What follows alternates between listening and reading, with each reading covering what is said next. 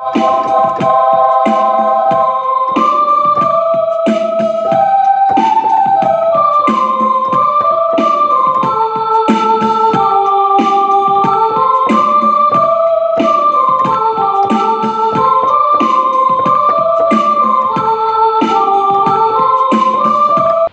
मसीही विश्वासियों, जय यीशु की एवं प्रतिदिन के बाइबल पाठ में आपका स्वागत है। पहला पाठ संत याकूब का पत्र अध्याय 2 वचन संख्याएं 1 से 9। पाठ का मूल वाक्य है, ईश्वर ने दरिद्रों को चुना और दरिद्र का तिरस्कार दिया। भाइयों, आप लोग हमारे महिमान्वित प्रभु यीशु मसीह में विश्वास करते हैं, इसलिए भेदभाव और चपलूसी से दूर रहिए। मान लीजिए कि आप लोगों की सभा में सोने की अंगूठी और कीमती वस्त्र पहने कोई व्यक्ति प्रवेश करे और साथ फटे पुराने कपड़े पहने कोई कंगाल।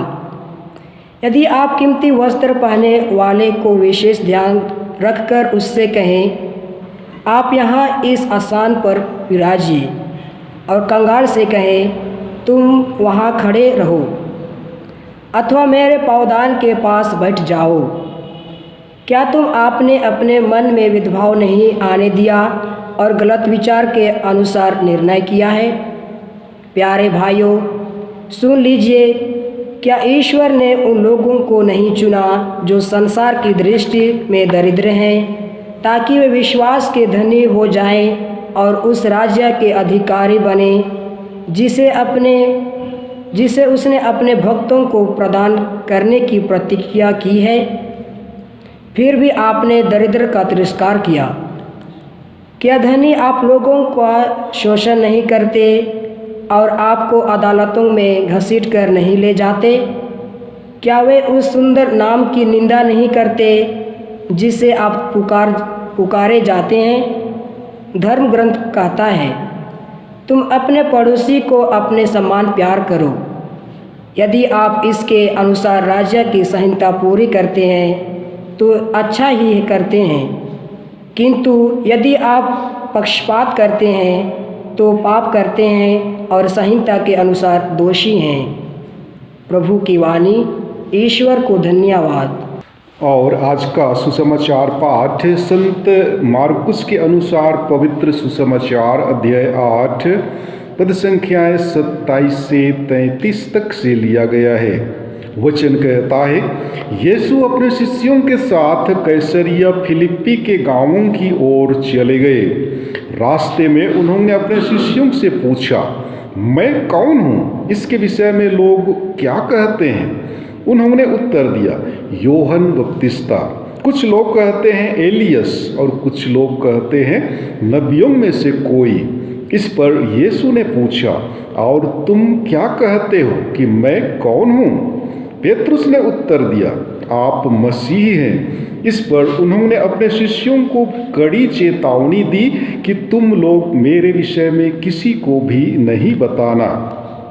उस समय से यीशु अपने शिष्यों को स्पष्ट शब्दों में यह समझाने लगे कि मानव पुत्र को बहुत दुख उठाना होगा, नेताओं, महायाजकों और शास्त्रियों द्वारा ठुकराया जाना, मार डाला जाना और 3 दिन के बाद जी उठना होगा।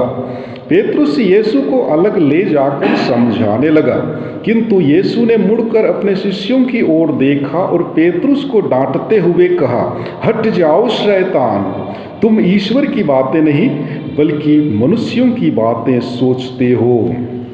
प्रभु का सुसमाचार। हे ख्रीस्त, तेरी स्तुति हो। प्यारे मसीही विश्वासियों, आज के सुसमाचार में यीशु अपने शिष्यों से एक सवाल पूछते हैं। उनके प्रश्न पर पेतरुस का जवाब, आप मसीह हैं, उनके विश्वास का प्रतीक है। जीवन का हर पल आपसी संपर्क दूसरों को जानने में हमारा सहायक है।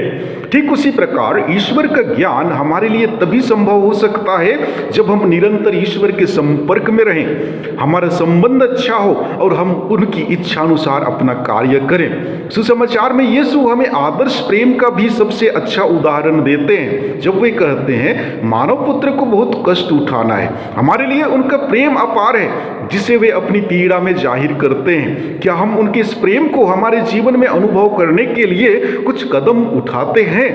प्रभु यीशु हम प्रत्येक के साथ व्यक्तिगत रूप से एक ही प्रश्न करते हैं, मैं कौन हूं? हमारा विश्वास भी उन्हीं के प्रेम का प्रतीक है जो हमारी विनम्रता और कृतज्ञता के रूप में परिणत होता है। यीशु ने 2021 साल पहले अपना जीवन प्रेम के लिए व्यतीत किया जो निस्वार्थ था।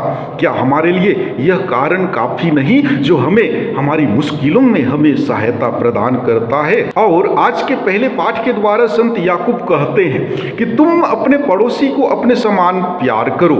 यदि आप इसके अनुसार सबसे बड़ी आज्ञा पूरी करते हैं तो अच्छा करते हैं, किंतु यदि आप पक्षपात करते हैं तो पाप करते हैं और संहिता के अनुसार दोषी हैं। जी हाँ प्यारे भाइयों एवं बहनों, पुराने व्यवस्थान में भी हमेशा अनाथों, विधवाओं एवं गरीबों की सहायता के लिए आग्रह किया जाता रहा है, लेकिन लोग ईश्वर की इस आज्ञा को भूलकर अपने ही स्वार्थ के लिए सोचने लगे।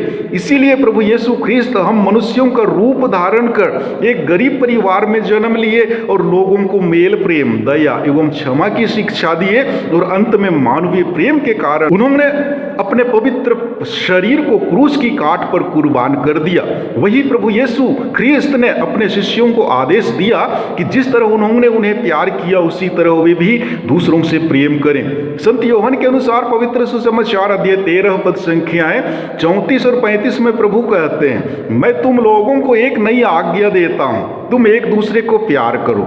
जिस प्रकार मैंने तुम लोगों को प्यार किया उसी प्रकार तुम भी एक दूसरे को प्यार करो। यदि तुम एक दूसरे को प्यार करोगे तो उसी से सब लोग जान जाएंगे कि तुम मेरे शिष्य हो। और संत यूहन्ना के पहले पत्र अध्याय 5 पद संख्या 19 और 31 में वचन कहता है, हम प्यार करते हैं क्योंकि उसने पहले हमें प्यार किया। यदि कोई यह कहता है कि मैं ईश्वर को प्यार करता हूं और वह अपने भाई से बैर करता हो तो वह झूठा है। यदि वह अपनों को जिसे वह देखता है प्यार नहीं करता तो वह ईश्वर को जिसे उसने कभी देखा नहीं प्यार नहीं कर सकता।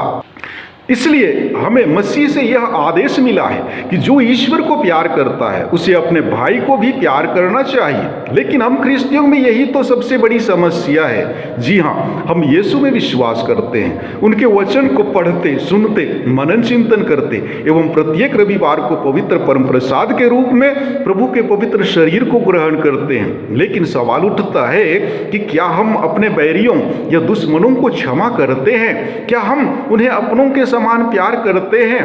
प्रभु की यही आज्ञा तो हम क्रिश्चियों के लिए बहुत ही कठिन एवं असंभव है। अतः आज हमें अपने जीवन पर मनन चिंतन करना चाहिए कि लोग आपके विषय में क्या कहते हैं। क्या लोग आपको एक ख्रिस्ती की तरह देखते हैं?